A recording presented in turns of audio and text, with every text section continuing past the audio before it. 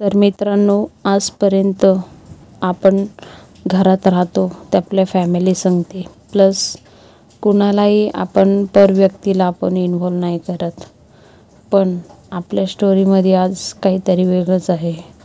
आपल्या घरामध्येच एक बाहेरचं भूत राहतं. कसं? तर चला स्टोरीकडे वळूया. त्या अगोदर तुम्ही चॅनल सबस्क्राईब नसेल केला तर नक्की करून घ्या आणि आवडलाच तर जास्तीत जास्त शेअर करा. आणि तुमच्याकडेही स्टोरी असेल तर नक्की मला कमेंट बॉक्समध्ये कमेंट करून सांगा. तर चला स्टोरीला सुरुवात करूया.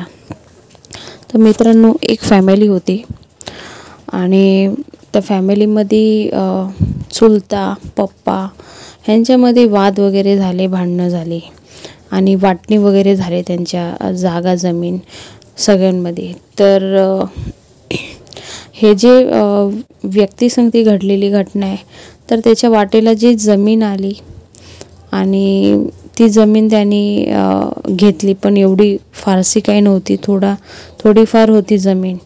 आता ती जमीन करून मुलांनाही शेती वगैरे करून मुलांना शिकवायचं आणि पुढे मुलगी पण होती, तर त्यांना सांभाळ वगैरे करायचा, तर त्याच्यामधून पॉसिबल नव्हतं. तर त्यांनी ठरवलं की चला आता आपण सिटीमध्ये जाऊया. म्हणजे गावाकडून ती व्यक्ती शहरात आली. शहरात आल्यानंतर थोडे दिवस रेंटनी वगैरे राहिले आणि त्यांनी मग विचार केला की किती दिवस आपण भाड्याने राहू, चला स्वतःचं रूम घेऊया. त्या टायमिंगला त्या व्यक्तीकडे 5 लाख रुपये होते. तर त्यांनी एखादा एजंट बघितला आणि रूम शोधित राहिले. तर त्यांनी एक असा रूम दाखवला, 4.5 लाख रुपये किंमत होती आणि खूप छोटा म्हणजे रूम आणि किचन फक्त त्या काळात. तर ते जे काका होते ते बोलले, हे नाही जमणार आम्हाला, एवढीसा बारीक रूम, आम्हाला जरा मोठा असेल तर सांगा.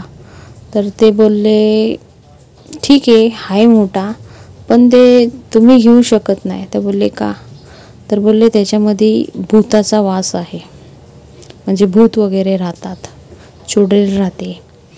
तर काका बोलले दाखव, बघूया, आवडलंच तर नक्की घेऊया, नाही आवडला तर विषय सोडून देऊया. तर बोलले ठीक आहे.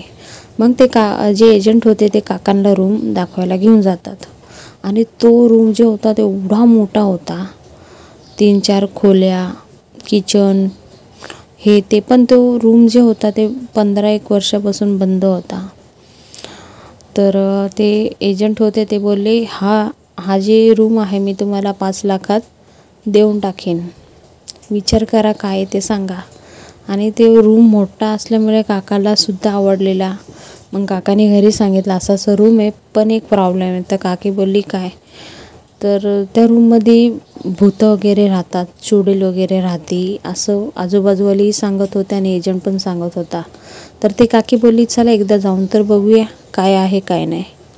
तर ती काकी रूम बघायला जाते. काकीला पण तो रूम खूप आवडतो आणि मग काकी पण बोलते मला तर आवडलाय. तर काका बोलले काय करायचं? तर काकी बोलली ठीक आहे आपण डन करूया. आणि ते तो रूम विकत घेतात काका काकी. आणि त्यानंतर काय होतं की रूम घेतल्यानंतर काकी बोलते आपण असं काय नाही की वास असतो असं तसं, आपण हवन करूया रूममध्ये. आता ज्या दिवशी ते लोक चांगला दिवस एक निवडतात त्या दिवशी हवन वगैरे करतात, ब्राह्मण येतात, पूजापाठ होते आणि हवन घेऊन आतमध्ये पूर्ण रूममध्ये हे करतात. हवनचा धुवा असतो तो कसा पूर्ण रूममध्ये फैलाय पाहिजे ना, पण तो त्या घरात न जाता बाहेरच्या दिशेने जे धूर असतो तो बाहेरच्या दिशेने येतो. तर ते जे ब्राह्मण होते ते बोलले की मला इथं काही ठीक नाही वाटत. जे धूर असतो आपण जेव्हा हवन करतो तो पूर्ण घरात फैलतो ना, पण हा घरात धूर जातच नव्हता, धूर बाहेरच यायचा बाहेरच्या दिशेने, घरात जरा पण धूर जात नव्हता. तर ते बघून ते जे ब्राह्मण होते ते बोलले मला काही तर ठीक नाही वाटत आणि तुमचे बारीक बारीक मुलं तुम्ही विचार करा. तर हे काका काकी बोलले काय नाही बघूया आम्ही पुढे. आणि मग काय झालं की त्या दिवशी हवन झालं, शिफ्टिंग वगैरे झाली आणि ते काका काकी तिथे राहायला आले आणि त्यांची मुलं होती आणि उन्हाळ्याचा दिवस होता. ते लोक टेरेसवर झोपायला गेले रात्री आणि अचानकच खाली भांडी पडली. तर काका काकीला बोलले, जा बघ, मला वाटतं मांजर वगैरे काहीतरी आली, त्यांनी भांडी पाडली. तर काकी जातात बघतात, तर मांजर वगैरे नव्हती पण भांडी खाली पडलेली. मग ते काकी उचलून भांडी ठेवून देते, परत वरती जाते, झोपते आणि झोपल्यानंतर परत सेम तसंच होतं. परत काकी खाली येते आणि परत ती भांडी उचलून ठेवते आणि परत जाते झोपायला. आता तिसऱ्यांदा अचानकच भांडी सगळी पडायला लागले, दार जोरात असं हालायला लागलं आणि ते काकी खाली आले, बघितलं तर ते बघून शॉक झालं. सगळी भांडी वगैरे पडलेली आणि जे पिठाचा डब्बा होता तो उघडलेला आणि कोणीतरी आहे ना पीठ मळायचा प्रयत्न करते तसं त्यांना दिसलं. म्हणजे पीठ ताटात टाकलेलं आणि पाणी ओतलेलं. मग काकी पण जरा समजून गेली की इथं काहीतरी वेगळंच आहे. मग काकीने काय केलं, जे पीठमध्ये पाणी टाकले आणि ते पीठ मळलं. रात्रीचे 2-3 वाजले असतील. मग ते पीठ मळलं, चपात्या केल्या आणि थोडीशी भाजी केली आणि ती भाजी चपाती करून खाली टाकून दिली, म्हणजे ठेवून दिली आणि ती लोक झोपायला निघून गेली. आणि सकाळी उठून जेव्हा ते बघतात तर ती भाजी चपाती काहीच नव्हतं तिथं, म्हणजे सगळं गायब झालेलं.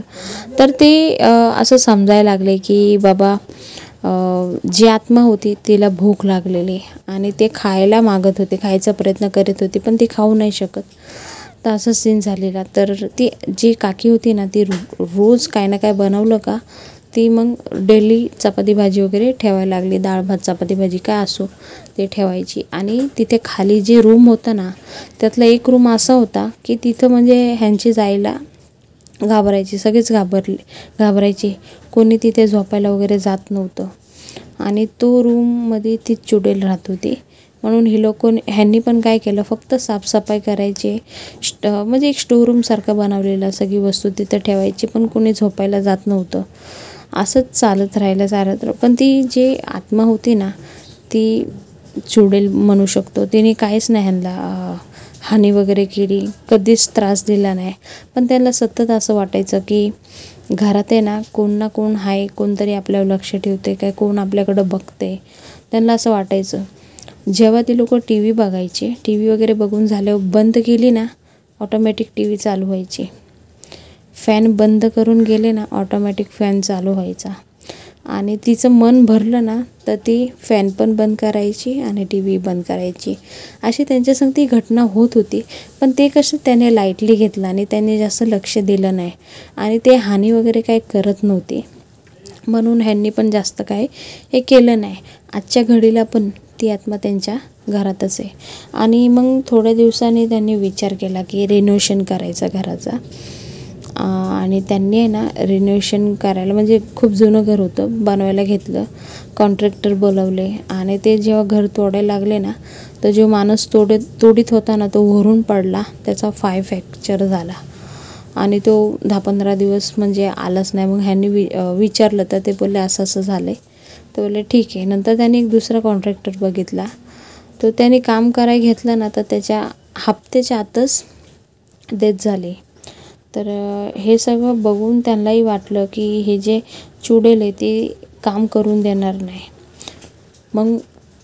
मग ते जे काकी असतात ना ते एक दिवशी काय करतात, रूममध्ये जातात, ज्या रूममध्ये स्टोरूम बनवलेलं तिथे जातात आणि काकी त्या चुडेलला सांगतात, बाबा आम्ही हे घर बनवणार आहे पण तुझा जे एक रूम आम्ही बनवलेला ना आणि आतापर्यंत तू ह्या रूममध्ये राहते तसंच हा रूम तुला एक सोडून देणार आहे आम्ही पण.